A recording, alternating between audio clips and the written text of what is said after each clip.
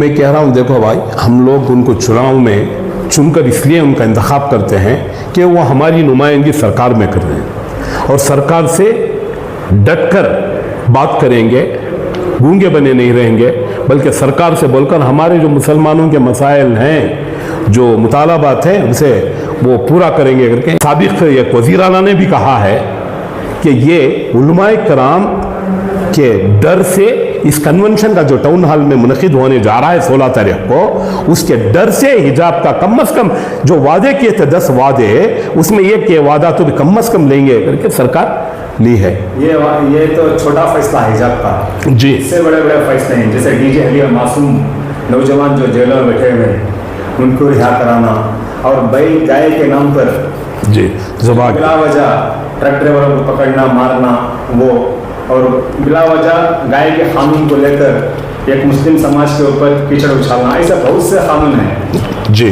तो इन सब को वापस करके अगर सियासतदान अपनी पीठ थपथपा देता तो बहुत अच्छा था, लेकिन वो नहीं कर रहे हैं, खाली हिजाब के ऊपर ही बात कर रहे हैं। ये ऐसे बहुत से फैसले, ऐसे बहुत से मुद्दे हैं, इसको कब पूरा करेंगे सियासतदान, इसको नहीं बात करते लोग।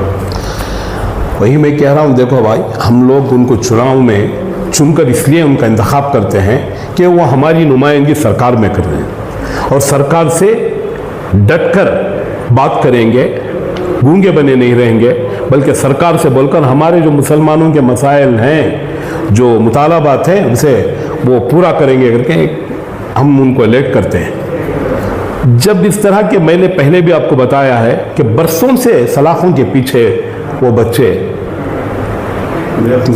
बेकसूर बच्चे सलाखों के पीछे हैं, तो ऐसे मुद्दे बहुत से हैं। और 10 जो वादे करे थे कांग्रेस गवर्नमेंट, मैं भी कांग्रेसी हूँ, 50 साल से कांग्रेस में हूँ मैं, मुझे मालूम है अच्छी तरह से। आज़ादी में भी हमारे उलमाए कराम का रोल था, आज भी उनका रोल है, और आज़ादी में मुसलमानों का बढ़ चढ़ कर हिस्सा लेना था, आज भी है। मगर मुसलमानों को इस तरह से नज़रअंदाज किया जाता है कि हम कुछ कह नहीं सकते सरकार से। अब देखिए, हाल ही में जो हमारे पड़ोस के केरल में इलेक्शन हुआ, उसके जुमला 140 असेंबली सीट है। 140 सीटों में 35 मुसलमान इलेक्ट हुए हैं। वो इसलिए ऐसा हुआ कि वहाँ ज़्यादा तादाद में मुसलमानों को टिकट दी जाती है। कर्नाटक में उसके बरक्स उल्टा है मामला, जहाँ मुसलमानों को टिकट देना है, जिस कॉन्स्टिट्यूंसी में मुसलमान इलेक्ट होता है, वहाँ किसी गैर को ठोस देते हैं, उनको टिकट दे दिया जाता है। वो हालिया ज़मीनी चुनाव का भी आपको अच्छी तरह से मालूम है, मैं फिर से दोहराना नहीं चाहता। इसी तरह से दावनगरा में भी हुआ कि वादा कर रहे थे, जिस वक्त शामनूर शिवशंकरप्पा थे तो उन्होंने भी वादा किया था अगले इलेक्शन में मुसलमानों को देने की बात कही थी। जब इसका मुसलमान को देने की बात उठाई गई तो पार्टी के सामने वो मुजरिम बन गए। उनके साथ, उनके वहदों के साथ क्या किया गया आपको अच्छी तरह से मालूम है। क्या हमें सवाल भी नहीं कर सकते क्या मुसलमानों की, जबकि हमारे, मैं आपको आगे चलकर तादाद बताता हूं कि जुमला मुसलमानों के कितने वोट पोल होते हैं, और उसमें तकरीबन 80% वोट हम मुसलमान कांग्रेस को देते हैं, कोई और पार्टी को नहीं देते। इसके बावजूद हम इस तरह से नज़रअंदाज किया जाता है तो बहुत अफसोस होता है, बहुत अफसोस होता है। देखिए, आपने पूछा था, इसे आगे जो चलकर उसके जो क्या है रिजल्ट्स आएंगे, और भी ख़तरनाक रिजल्ट आएंगे, क्योंकि हमारे जब कोई कांग्रेस का सीनियर लीडर खुलेआम ऐलान करता है कि फला येडियुरप्पा के बेटे कुछ वोट डालो करके शामनूर शिवशंकरप्पा कहे थे, तो उनके ऊपर कोई डिसिप्लिनरी एक्शन नहीं हुआ। मगर हमारे लोग अगर आवाज़ उठाते हैं तो उनके साथ इस तरह का डिसिप्लिनरी एक्शन लेता है। मैंने देखा है कि खुद हमारे कोलार ज़िले का देखा है मैंने कि ऑफिशियल कैंडिडेट के खिलाफ खुद पार्टी के कायद काम करते हैं, उनके ऊपर कोई डिसिप्लिनरी एक्शन नहीं होता। ऐसे तो बहुत से किस्से मैं बयान करना नहीं चाहता, वक्त लेना नहीं चाहता, तो उनके ऊपर डिसिप्लिनरी एक्शन नहीं होता, मगर अक़लियत तो उनके ऊपर इस तरह से एक्शन होता है, उसका मुझे बहुत अफसोस है। पिछले इलेक्शन में मुस्लिम समाज ने 82% जो वोट दिया, क्या 88% 80 पर 2%, 80 पर 8%। 80 पर 8%, 88% जो वोट दिया जी। उसके नतीजे में जो कन्वेंशन हॉल में जो 10 मुद्दे रखे गए सरकार के सामने का पूरे होंगे?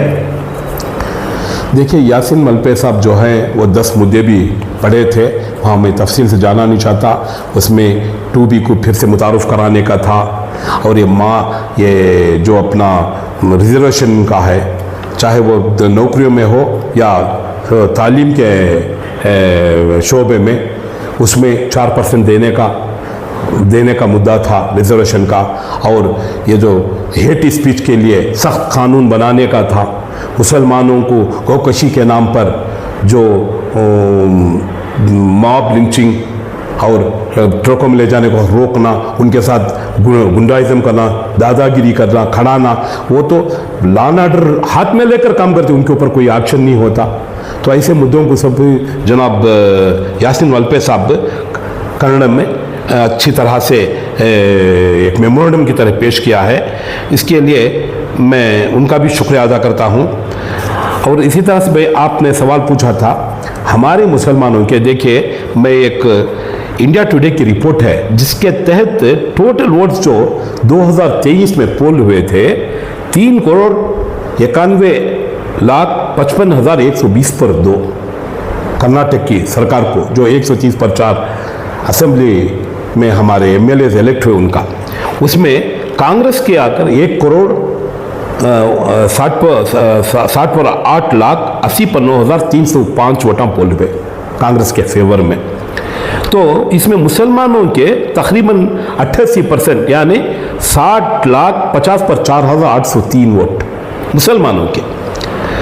कांग्रेस के फेवर में कितने हुए?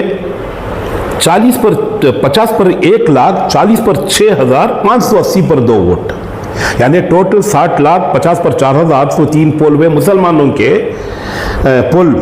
मगर कांग्रेस को कितने गए? 50 पर 1,40,00,000 पर 6,580 पर 2। इस लिहाज से हमारा जो परसेंटेज होता है वो 33% होता है, 30% होता है, 30% होता है। जब गवर्नमेंट फॉर्म करने की, कैबिनेट में अलॉट करने की बात आती है तो देखिए वकलीगा और लिंगायत के वोट्स जो है कांग्रेस को 16% पड़े थे, 16%। उनकी कैबिनेट में बर्थ कितने? 16% वालों को 16 मिनिस्ट्री दी गई। और इसी तरह से दलित के वोट्स आके 25% पड़े थे, 25% दलित के वोट कांग्रेस को मिले थे। तो कांग्रेस को दलित के कितने मिनिस्टर्स? 7 मिनिस्टर्स हैं। जो 16% वोट देते हैं उनके 16 हैं, जो 25% दलित देकर हैं उनको 7 हैं, जो हमें 30% दे उनको 2 दिया जाता है। क्या करते हैं हमारे कायदीन जो पार्टी में, वो क्या करते हैं? इससे ही खुश हो जाते हैं।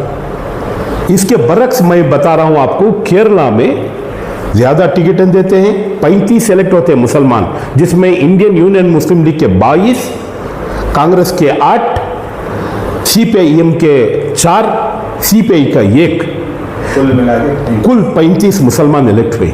और इन 35 मुसलमानों में 6 मुसलमानों को कल कैबिनेट में जगह दी गई है, कैबिनेट रैंक का। अंदाजा लगाइए आप, यहां हमारे 30% वोट को 2 मिनिस्टर, वहां हमारे 140 असेंबली के सीटों में से 35 हमारा इलेक्ट होते हैं। मुस्लिम समाज को खाली वोट के लिए इस्तेमाल किया जाता है। वोट के लिए बिल्कुल यही हो रहा है यहाँ। वोट के वक्त मुसलमान चाहिए, मुसलमानों के वोट चाहिए। देखिए कांग्रेस के जो भी है लीडर, वो हमारे मुस्लिम कायदों को कब याद करते हैं? इलेक्शन के वक्त। उलमाए कराम को सही या अपने कायदों को भी सही, वो कायद हमारे जैसे फील्ड वर्क काम करने वाले वर्कर्स, भाग दौड़ करने वालों को उस वक्त याद करते हैं, फिर हमारे कायद भी हमें भूल जाते हैं। उसी तरह से सरकार उनको भी भूल जाती है। 2 आदमी, देखिए मैं बरसों से देखता चला हूँ, 50 साल से सियासत में हूँ, कांग्रेस में हूँ। पिछली सरकार जो थी अनजानी देवराज साहब की या गुंडराव साहब की या SM कृष्णा साहब की, जब अलहाज अजीज़ुल मुल्क अजीज़ सेठ साहब थे, तब ज़्यादा तादाद में मुसलमानों को वो क्या है कि वो सरकार से लड़ते, ज़्यादा से ज़्यादा मुसलमानों को कैबिनेट में देने के लिए भी वो मुतालबात करते, उसके तहत पहले दिया जाता था। मगर आज का दौर समझ में नहीं आता हमारे कायदीन को क्या हो गया है। दो अगर बर्फ देते हैं तो भी कुछ हो जाते हैं। तो मैं ये कंपैरिजन आपको केरला का और कर्नाटक का बताता हूँ। इलेक्शन के वक्त हमारे वोट होना, मगर जब बर दी जाती तो हमें नजरअंदाज कर डालना। अनकरीब कोलार में बेंगलुरु में लोकल इलेक्शन होने वाला है, जिसमें अक्सरियत जो अरब मुस्लिम है, क्या वहाँ पर मुस्लिम को टिकट दी जाएगी? आपको अंदाजा है? देखिए, सरोजना नगर है, KJ जॉर्ज साहब का, हेब्बाल है हमारे बैरित सुरेश साहब का, और रहा अपना वो पुलिकेशी नगर है।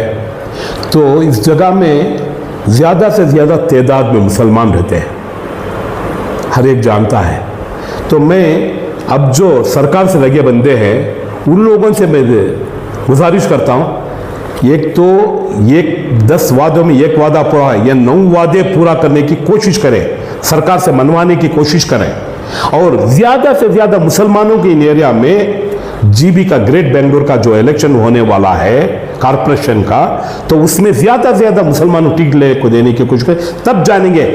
बेशक हमारे मुस्लिम कायदीन जो हमारे चुने हुए लीडर बाकायदा मुसलमानों के वास्ते काम करेंगे। बोल को क्या आपको ऐसा नहीं लगता कि जो कर्नाटक के सियासी लीडर्स हैं वो बार बार कहते हैं कि हमारे जो हाई कमांड है हम उनसे पूछ के हर फैसला लेते हैं, तो उनका एक तरफ ये है, तो हाई कमांड यानी कि राहुल गांधी हाई कमांड है हिंदुस्तान की सरकार यानी कांग्रेस पार्टी है, उन्होंने कहा था कि मुस्लिम अक्सरियत जो कौम ज़्यादा जहाँ पर है उस कौम के आदमियों पर टिकट दी जाएगी।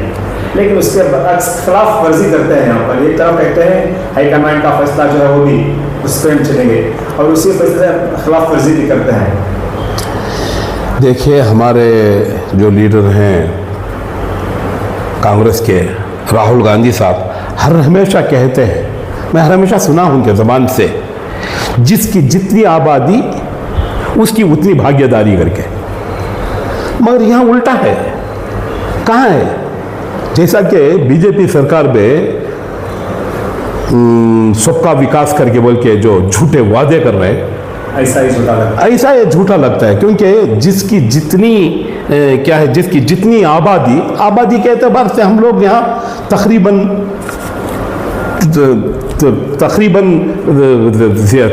13% है कर्नाटक की रियासत पे।